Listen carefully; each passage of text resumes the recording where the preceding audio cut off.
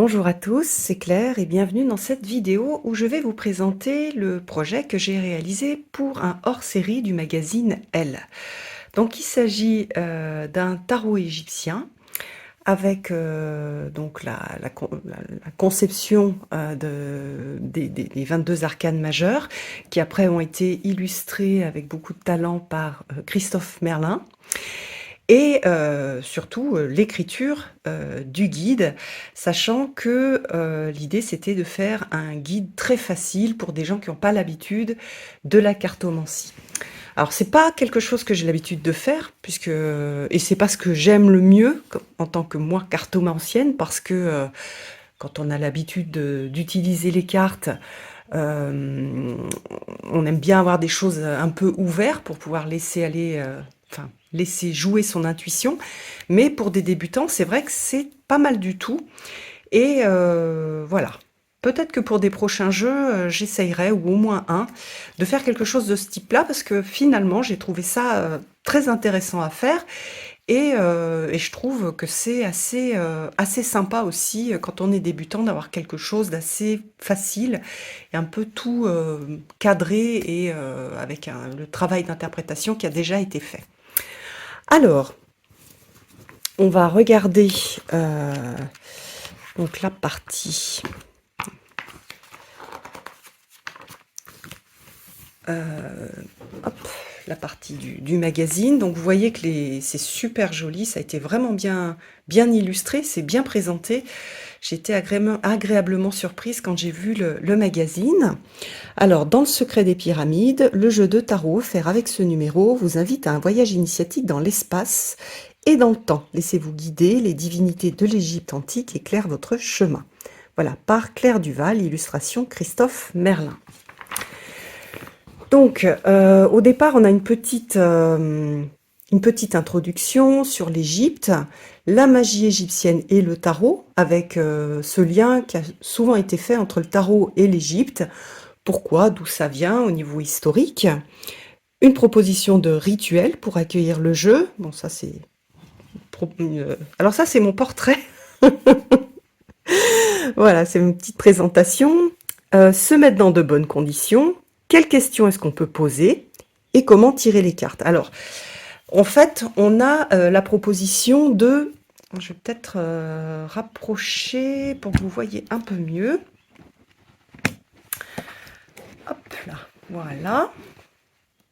Alors, donc on n'a pas quelque chose de... Voilà, vous allez pouvoir... Enfin, si vous avez l'habitude des cartes, vous pourrez l'utiliser comme vous voudrez. Mais là, on a plusieurs tirages qui sont proposés.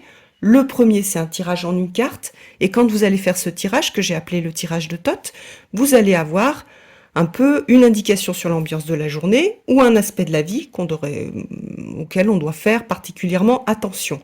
Donc c'est ça, vous allez voir pour chaque carte, vous avez dans le tirage de Thoth, voilà la signification. Et puis, il y a un tirage qui s'appelle le tirage de Mahat, pour des domaines, donc soit de l'amour et de l'amitié, donc domaine relationnel, soit du travail, soit du bien-être, et on va avoir des conseils. Donc là, vous allez faire un tirage en 3 cartes, donc prendre les cartes et tirer 3 cartes. Et puis, je prends un exemple, voilà, je tire mes 3 cartes, hop. Et puis voilà, j'ai Ra en carte 1, donc je vais aller sur la référence, je vous montrerai après, de Ra, et je vais aller voir pour carte 1, voilà ce que ça va représenter. Alors, ensuite, je vous montre, par exemple, si dans le tirage de la déesse Maat, en carte 1, donc c'est ce qui est favorable, vous avez I, qui correspond au fou, vous avez un petit texte. Si jamais vous l'avez tiré en carte 2, vous avez le conseil de ce qui est défavorable, avec le petit texte, et puis, si c'est en carte 3, le conseil de Mahat. Donc, le tirage de Mahat, c'est vraiment un tirage, il s'appelle Mahat, parce que c'est un tirage d'équilibre. C'est-à-dire, voilà ce qui est favorable sur la situation, voilà ce qui freine, et en carte 3, voilà le conseil. Donc ça permet de faire, je trouve, pas mal de tirages et d'être pas mal en accompagnement quand on est débutant, parce que souvent on a besoin de ça. C'est-à-dire, moi j'ai trouvé bien d'avoir une idée de tout n'est pas positif, tout n'est pas négatif, et on va avoir un petit conseil. Et on sort un petit peu de la dualité et on est plus dans cette idée de la maths qui correspond à la justice et à l'équilibre. Donc voilà, alors, par exemple, si si on regarde pour ce tirage, on a rat, ce qui est positif. Alors vous voyez que j'ai beaucoup écrit, ça a été pas mal de travail. Donc ce qui est positif, imaginons que ce soit une question bien-être, je récupère de l'énergie et de la force physique et psychologique, je prends des bonnes résolutions, et pour moi, la santé, c'est une priorité.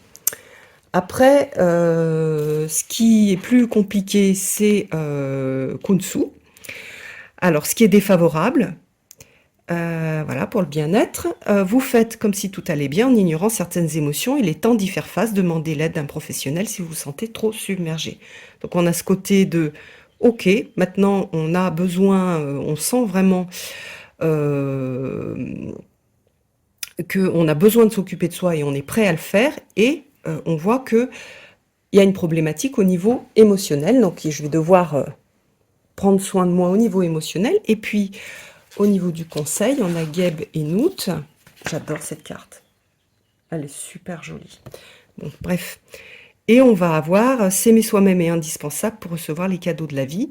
Trouver une pratique qui vous convienne pour faire grandir ce merveilleux sentiment en vous. Donc, certainement que la problématique là de bien-être, elle concerne l'estime personnelle. Voilà. Donc on a la capacité et on a envie de prendre soin de soi. Il y a certaines choses qu'on va devoir aller regarder, et ces choses-là, elles sont liées aux émotions. Et ici, on a cette idée de s'aimer soi-même. Donc certainement que au niveau du bien-être, il y a un problème et une problématique d'estime de soi. Il va falloir travailler cette estime de soi. Voilà comment ça fonctionne. Et puis sinon, on va se faire un petit tirage pour la journée.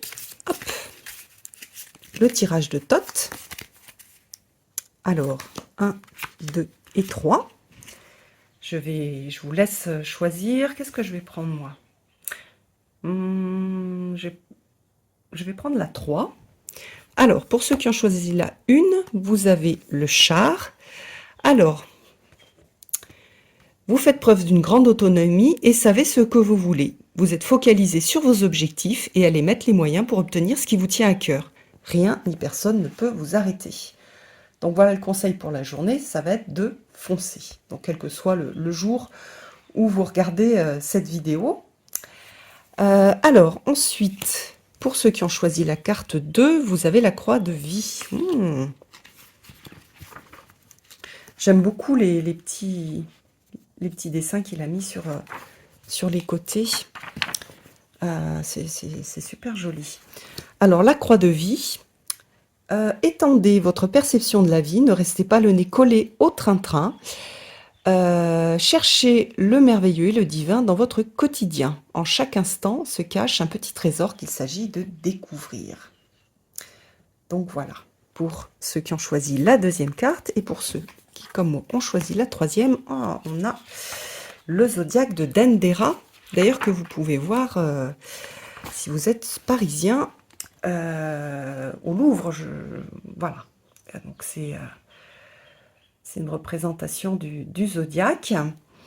Alors, vous pourriez avoir de la chance et bénéficier d'une aide inattendue. La roue tourne, un cycle se termine et un autre commence, vous apportant fraîcheur et nouveauté. Laissez-vous surprendre et ne résistez pas, vous avez tout à y gagner.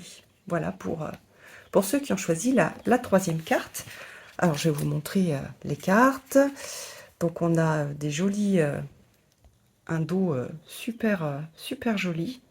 J'aime bien, c'est très délicat. Donc là, c'est le Dendera, le char. Alors, même si vous ne connaissez pas le tarot, vous pouvez utiliser ce jeu, puisque il est en fait, il a été conçu un petit peu comme un oracle. On n'a pas les spécificités du tarot, même si les connaisseurs vont retrouver le tarot dans le jeu. La momie, le jugement, le pilier de jade, 7, le nœud d'Isis, que j'adore. La crosse et le fléau. Donc on a et des dieux et des déesses et des symboles. Khonsu, Isis, le grand prêtre et aussi des personnages. Et j'ai essayé de respecter ce que j'ai pu voir en Égypte au niveau des hiéroglyphes et au niveau des représentations, même si après ça a été fait sous un petit peu une autre forme par Christophe. Mais voilà, je lui ai donné toutes les indications. Donc par exemple, la peau de léopard, c'est pas une invention, c'est quelque chose que l'on voit sur des hiéroglyphes ou des dessins, des peintures. Sekhmet, Hathor, Ra, Yi, l'œil Ouja et Thoth. Voilà, donc je suis très fière de ce projet qui m'a permis de travailler aussi de façon différente et puis de faire un autre jeu, mais cette fois-ci sur une base des arcanes majeures du tarot sur le thème de l'Égypte. Donc il va bien avec Message de guérison de l'Égypte ancienne, hein. Il peut très facilement être utilisé avec. Voilà. Et j'espère que ça vous a plu. Je sais que pas mal de personnes qui me suivent le connaissent, mais je voulais quand même partager et faire une petite vidéo pour ceux qui n'ont pas l'habitude de me suivre. Voilà, je vous embrasse tous et je vous donne rendez-vous pour une prochaine vidéo. À bientôt!